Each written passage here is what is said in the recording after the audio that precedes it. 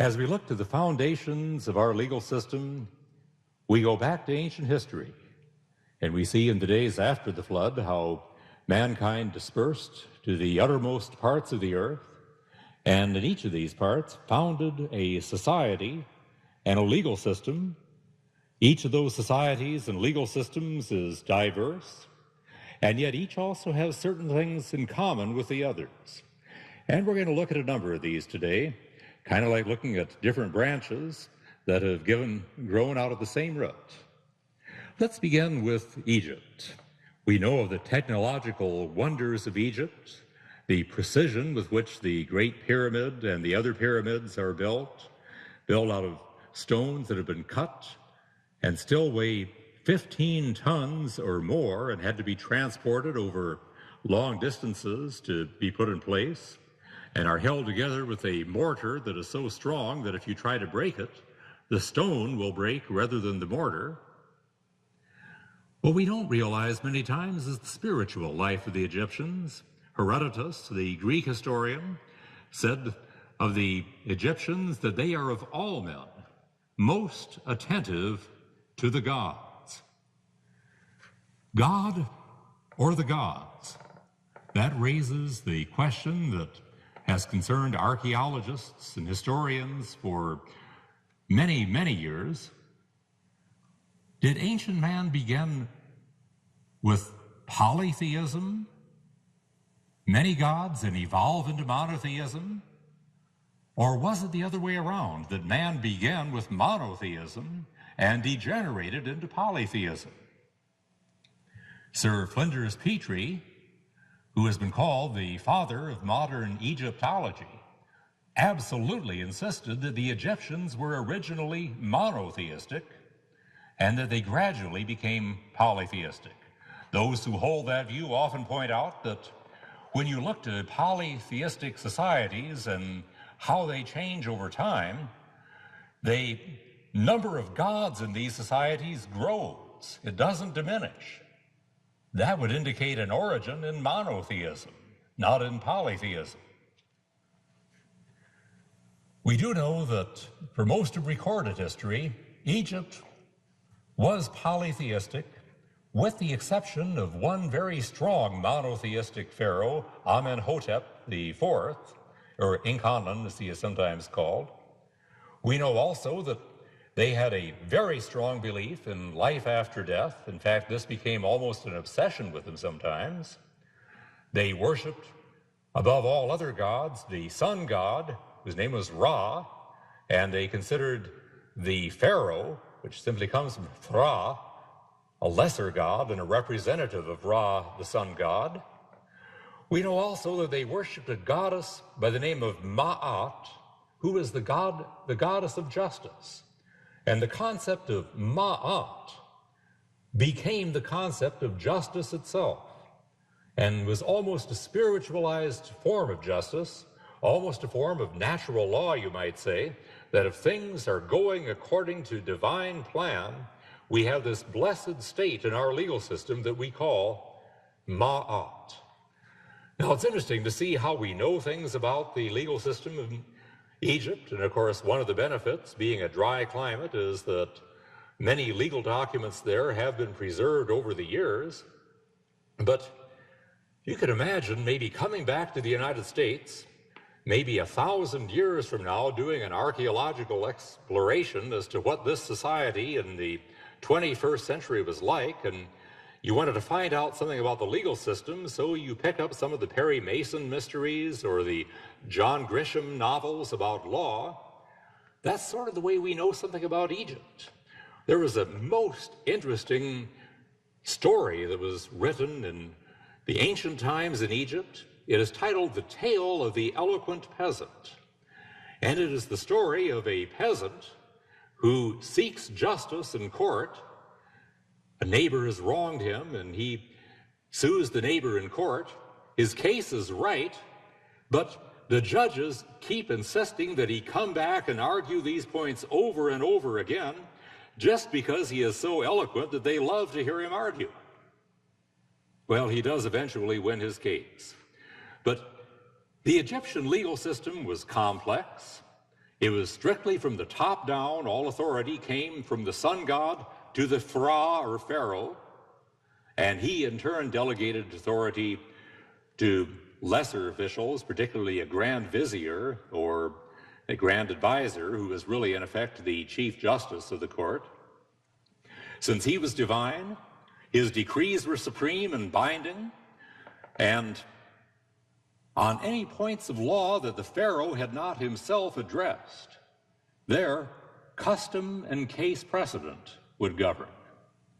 The grand vizier, who's in effect the chief justice, was called the prophet of Ma'at, that is, the prophet of the goddess of justice, or the prophet of justice itself.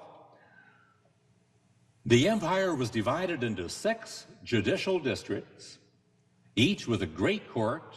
The great court consisted of a chief justice and associate justices. Below this, there were 42 lower courts, or nomes as they were called, each with a group of judges, generally who also served as priests. Pleadings were in writing. The lawyers proliferated, but their role was drafting legal documents. Seldom did a lawyer actually argue a case in court. Court trials were thought to mirror the proceedings before the gods after death that each person was going to face when his life was on trial.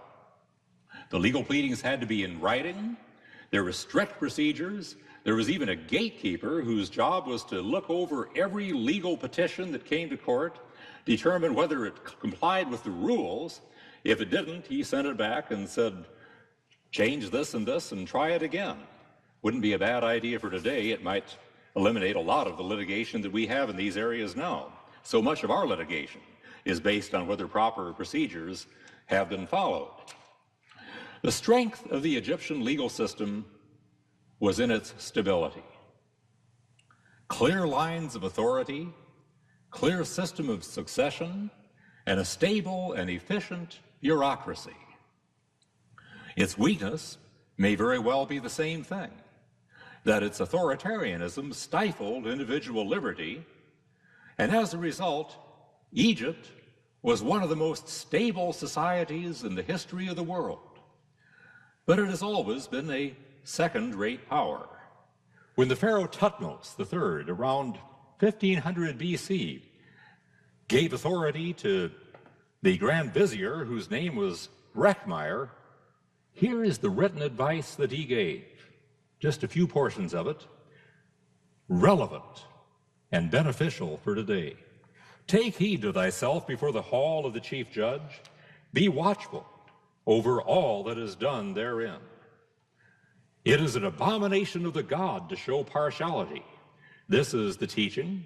Thou shalt act alike to all, shall regard him who is known to thee like him who is unknown to thee, and him who is near to thee like him who is far. Do not avoid a petitioner, nor yet nod thy head when he speaks. Thou shalt do thy office as thou doest justice. Let's move over now to Mesopotamia, beginning with the Sumerian Empire, then the Babylonian, the Assyrian interlude, and the Neo-Babylonian Empire. We see once again a legal system that is based upon principles derived from the gods. We think of Babylon and law, and usually we think of King Hammurabi and the written legal code that he developed.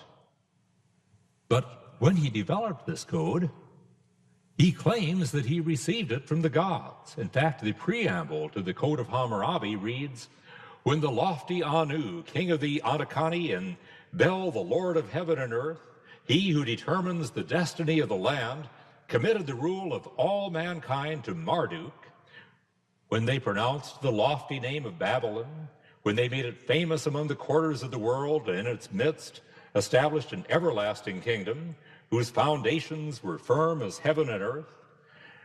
At that time, Anu and Bel called me Hammurabi, the exalted prince, worshiper of the gods, to cause justice to prevail in the land, to destroy the wicked and the evil, to prevent the strong from oppressing the weak, to enlighten the land, and to further the welfare of the people. Rulers in Babylon were considered to be divine. The courts were held in temples. The judges were usually priests. There was a complex appellate structure that went all the way up to the king. In Babylonian legal theory, there was a concept called ketu, which you might describe as fixed, abstract principles of justice, much like natural law, and these were immobile. They stood the test of time. Another legal concept was mesaru. This was dynamic justice. This was a much more fluid concept, the way it works in actual practice. And in Babylonian thought, when there is a blessed condition that they would call ketu mesaru, it meant that ketu, that is, the fixed principles of justice, and mesaru, the dynamic fluid justice, were operating in harmony with one another. Interesting concept of natural law could be relevant for today. We looked at Babylonian business contracts, wills, deeds, complex legal documents. One that I find quite interesting concerns the dissolution of a partnership. Just read a portion of it for you here. As to the business capital used in partnership between Nabu-ken-aplu and his son Nabu-bil-shunu, and Shula, the son of Zerokin, and Mu-zibil, official from the 8th year of Nabucodonosor, king of Babylon, and accounting has been had by the parties on oath in the presence of the judges, and it was agreed that 50 shekels of gold are to be received by the first named two parties, Nabu-bil-shunu and his father Nabu-ken-aplu. No recourse or claim will be made. The partnership venture is dissolved, and each party will go his own way. In the name of the gods, each party has made oath, and each accounting is finished. The original instrument executed by the parties have been canceled. Now, earlier versus later Mesopotamian law shows some changes. Government became more centralized as time went on. It became larger, and it became more authoritarian. The death penalty came to be prescribed for many more crimes than in earlier years. Women's rights, which were quite generous in the early days, gradually declined. And slavery, which was rare in the early days of Babylon, proliferates as time goes on. So law does change. But is this progress? Just to the east of Babylon, we see Persia. Now, Persia is a little different because the Persians are essentially an Indo-European people. As a result, perhaps, they are more monotheistic. The Zoroastrian religion contributes to this with their worship of the one God, the god known as Ahura Mazda, and the Magi caste that served this god. In Persian thought, the kings and the judges speak for God, but they are not gods themselves, unlike Babylonian and Egyptian thought. We read, for example, then, that if law comes from God and the kings and the judges are not gods, then the kings and the judges themselves are under the law, not over it. That helps us to understand when we see Daniel chapter 6, where Daniel is before Darius the Mede, under the Persian control over Babylon, and Darius has signed a decree saying that no one can ask anything of any god or any man for the next 30 days. And Daniel, of course, is faithful to God and says, I must obey God rather than man, and prays despite this. And if this had happened back in the days of King Nebuchadnezzar in Babylon, Nebuchadnezzar would have said, I signed a stupid order like that? Well, rip, that law is hereby abolished. But Darius couldn't do that, because under Persian law, the king was under the law, not over it. A concept that when we speak about our country as being a system of laws and not of man, we owe some debt to the Persians. There was a concept in Persian law called kitan, very similar to ma'at, very similar to the Babylonian Kitu Mesaru. But this was more in the sense of the special blessing of the god Ahura Mazda on a society when human justice is following his laws. We also see the role of the Magi, and the Magi in Persia were a priestly caste. Seems like they follow Zoroastrianism at least some of the time. They seem to be followers of one god, although they also look to the stars. They are also the king's royal cabinet, and they are the kingmakers. And Daniel, in chapter 4, verse 9, is addressed as the master of the Magi. Whether that's the same group, it appears like it probably is. They also practiced decentralized government. And the Persian policy, when they conquered another nation, was to let that nation keep its local laws, customs, religious beliefs, even leaders, so long as they would swear their allegiance to the Persian king and the Persian Empire. Unlike the Babylonian system, which was to try to be a big melting pot, deporting people back and forth and forcing them to intermarry so that they would all become one in the Babylonian Empire.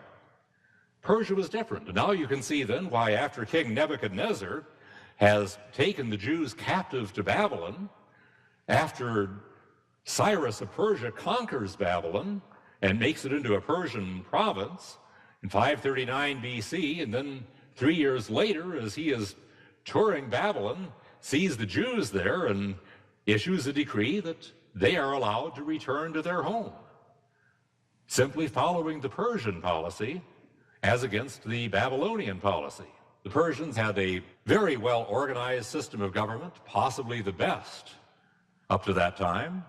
They had a high court of justice with 7 justices serving on it.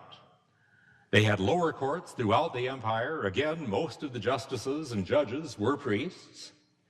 Judges had to be well-trained in the law and well-versed in the law. Judges, like ours today at the federal level, served life tenure, although a judge could be impeached for misconduct. The weakness of the Persian system was an inadequate system for succession of power.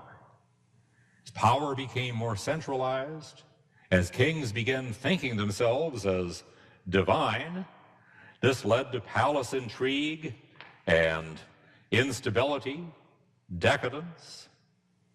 As the historian Durant says, only the records of Rome after Tiberius could rival in bloodiness the royal annals of Persia. The murderer of Xerxes was murdered by Artaxerxes, who, after a long reign, was succeeded by Xerxes II, who was murdered a few weeks later by his half-brother Sotigianus, who was murdered 6 months later by Darius II, who suppressed the result of Teratuchames by having him slain, his wife cut into pieces, and his mother, brothers, and sisters buried alive. Darius II was followed by his son, Artaxerxes II, who at the Battle of Cunaxa had to fight to the death his own brother, the younger Cyrus, when the youth tried to seize the royal power. Artaxerxes II enjoyed a long reign, killed his son Darius for conspiracy, and died of a broken heart on finding that another son, Ochus, was planning to assassinate him. Not even the democracies of our time have known such unstable leadership. Let's move on then from Persia, and let's look now at China. In China, again, the religious systems control the view of law. And again, there is a belief by many that up until about 500 BC, China may have been monotheistic. We have several religious views that compete and sometimes cooperate in China. Taoism, the idea that life is to be consisted of living and governing in accord with the divine cosmic unity, the basic principle, the life force, the Tao. Now, because of this, the Taoists were generally conservative, generally go with the flow, generally laissez-faire. Government would not be very big, not very powerful under a Taoist view. Confucianism was somewhat the opposite. It was more secular, more focused on man's role in society and on the excellent man who is the public servant, public citizen. But they did believe that rulers govern under what they called the mandate of heaven. Not necessarily heaven in the way we would think of it, but in the sense of the divine powers. When they look with favor upon a government, that government is going to succeed and prosper. But when the mandate of heaven is withdrawn, that government then is no longer legitimate, and it is subject to being overthrown. Buddhism is still a third system that governs in China, stress the inner contemplative life. In Buddhist thought, sorrow comes from unfulfilled desires, and the solution then is to suppress these desires.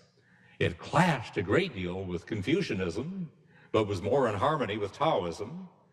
But it did bring an element of compassion into the Chinese legal system, and because of the Eastern view of the relativity of truth, these systems could coexist with one another, partly because of the Eastern view of relativity of truth, and partly because of the Eastern view that the state is superior over the individual, the Western view being the opposite.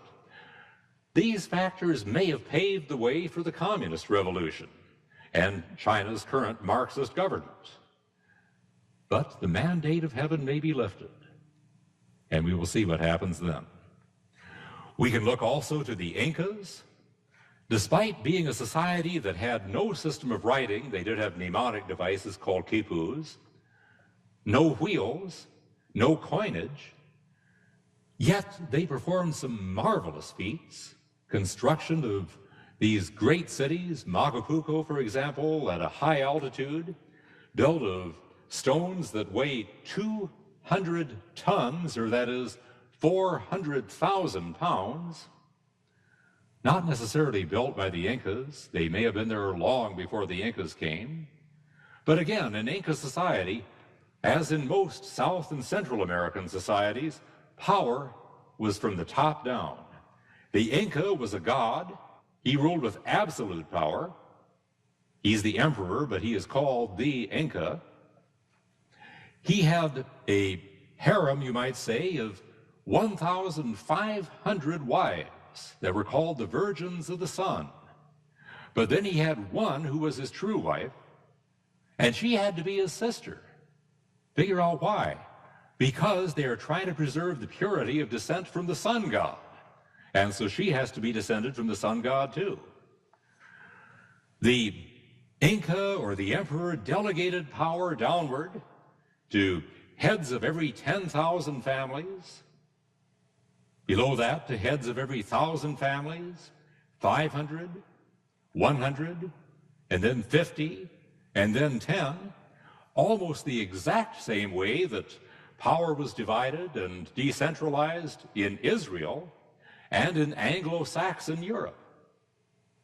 There was then a multi-tiered court system, all appointed by the Inca or his representatives. But the Inca had committees of visitors, and these visitors would travel to sit in the courtrooms and inspect the judges and report on how these judges are performing. And the penalty for being a corrupt judge was death. As Prescott reports, the laws were few and exceedingly severe. Many, many crimes were punished by death. One interesting feature of the system, though, is that all cases that came before a judge had to be resolved within 5 days. Pizarro and the conquistadors were utterly amazed when they saw this, because they had known a very drawn-out system back there in Spain.